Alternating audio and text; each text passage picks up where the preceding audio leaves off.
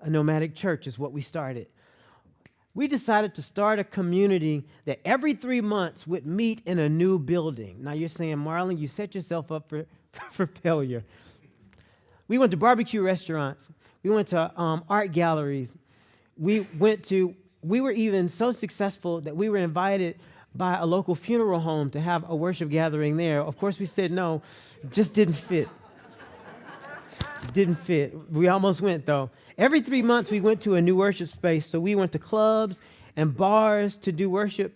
And the goal of it was to make it, we did Bible studies in some of the most grittiest places.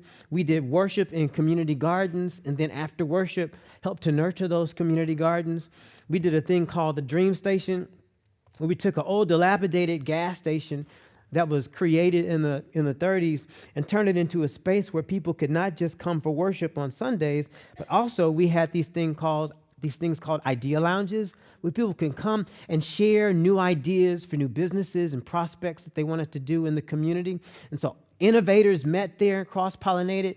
Today, so many businesses were started through the Dream Station. We did a deal called the Innovators Lab, where we took 30 people every year on a journey to help them realize their dream in life. We took them from a passion that they had in life to a plan and also to a purpose to initiate a for-profit or a nonprofit organization. We did a deal called the Influence Streams Project. We noticed that there were people in the city who were musicians who were doing live music that wasn't their own music because bar owners wanted them to do cover tunes meaning music that was not their own, but recreating like Sting's music, or, the Isley Brothers music, but not doing their own music. We thought that this was an abomination to God.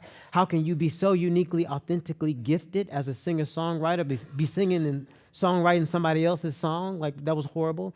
So we started this thing where we took 9 bands on a 52-week journey throughout different clubs and bars in the city of Houston. And the goal of that journey was to make it so that those bands at the end of the 9-month journey could have a sustainable experience doing music for a living, their own music in the city. 40 businesses came out of our efforts, 100 community projects, 30 bachelor's degrees, 20 master's degrees, 14 doctorate degrees. Ultimately in the city, I was no longer known as a pastor after about 4 years because of our work. It was really doing something in the city. We weren't seducing people to come into the 4 walls of a building. We were going out into the city from building to building, from space to space, from project to project, making an impact in the city. And folks ended up calling me a curator of human potential. They'd be like, hey, man, you remind me of a curator. And another person came along and said, yeah, but a curator of human potential. So in the city of Houston, people didn't see me as a pastor because we weren't bound by a place. They saw me as a curator because there was limitless potential for our work in the city. Ultimately, people started to call our church a human development corporation because we were not just focused on having worship services, but we were focused under the belief that the most significant way to worship God was to realize your dream.